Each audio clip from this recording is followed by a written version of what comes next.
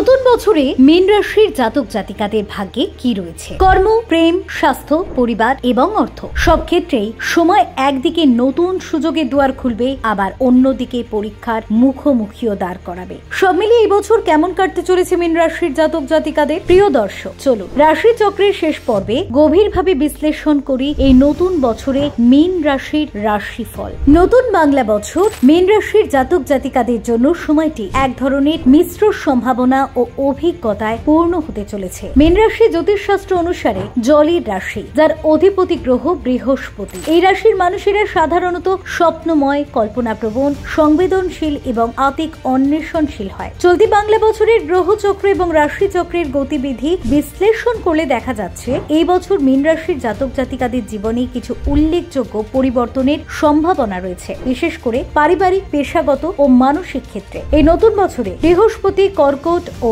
কন্যা রাশির মধ্যবর্তী স্থানে ঘোরাফেরা করবে। বৃহস্পতির এমন অবস্থান মীন রাশির ওপর একদিকে যেমন পজিটিভ প্রভাব ফেলবে, তেমনি কিছু চ্যালেঞ্জও সৃষ্টি করতে পারে। এর ফলে জীবনে কিছু গুরুত্বপূর্ণ সিদ্ধান্ত গ্রহণ করতে হতে পারে, যা ভবিষ্যতের জন্য মাইলস্টোন হয়ে উঠবে। পারিবারিক জীবনে মীন রাশির জাতক জাতিকারা এই বছর তুলনামূলকভাবে স্থিতিশীল সময় পার করবে। পূর্বের কিছু ভুল বোঝাবুঝির অবসান ঘটবে এবং পরিবারের সদস্যদের মধ্যে হৃদ্যতা বৃদ্ধি পাবে। যারা দাম্পত্য জীবনে নতুন অধ্যায় শুরু করতে চাইছেন, তাদের জন্য সময়টি যথেষ্ট অনুকূল হতে পারে। অবিবাহিতদের জন্য বছরটি শুভ সময় আনতে পারে, তবে সিদ্ধান্ত গ্রহণে সতর্ক থাকা বাঞ্ছনীয়। পেশাগত ক্ষেত্রে এই বছর মীন রাশির জাতক জাতিকাদের জন্য উন্নতির দরজা খুলে যেতে পারে, বিশেষত যারা সৃজনশীলতা, মানব সেবামূলক কাজ বা গবেষণার সঙ্গে যুক্ত। নতুন প্রকল্প, চাকরির সুযোগ বা পদোন্নতির সম্ভাবনা রয়েছে, তবে বছরের মাঝামাঝি সময়ে কিছু অনিশ্চয়তা বা পরিবর্তনের মুখোমুখি হতে পারে। কর্মস্থলের সহকর্মীদের সঙ্গে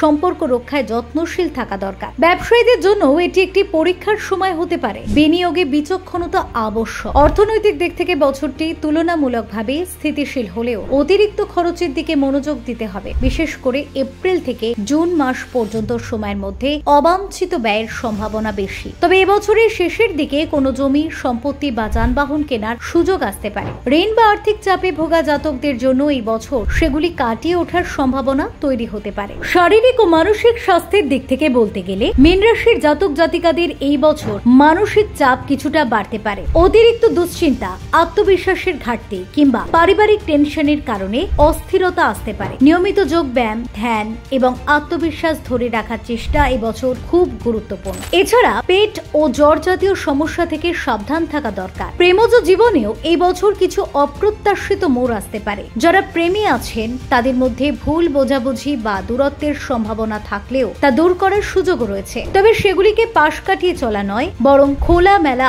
আলোচনা করে সমাধান খুঁজে নেওয়া শ্রেয়। নতুন সম্পর্ক গড়ে তোলার ক্ষেত্রেও ধৈর্য ও সতর্কতা প্রয়োজন। শিক্ষার্থীদের জন্য সময়টি মাঝারি থেকে শুভ। যারা উচ্চশিক্ষা বা বিদেশে পড়াশোনার কথা ভাবছে তাদের জন্য মে থেকে অক্টোবরের সময়টি বিশেষভাবে গুরুত্বপূর্ণ। তবে মনোসংযোগের অভাব ও আত্মবিশ্বাসে ঘাটতির কারণে পড়াশোনায় মনোযোগের সমস্যা হতে পারে। সেজন্য অভিভাবকদেরও সংবেদনশীল ভূমিকা নিতে হবে।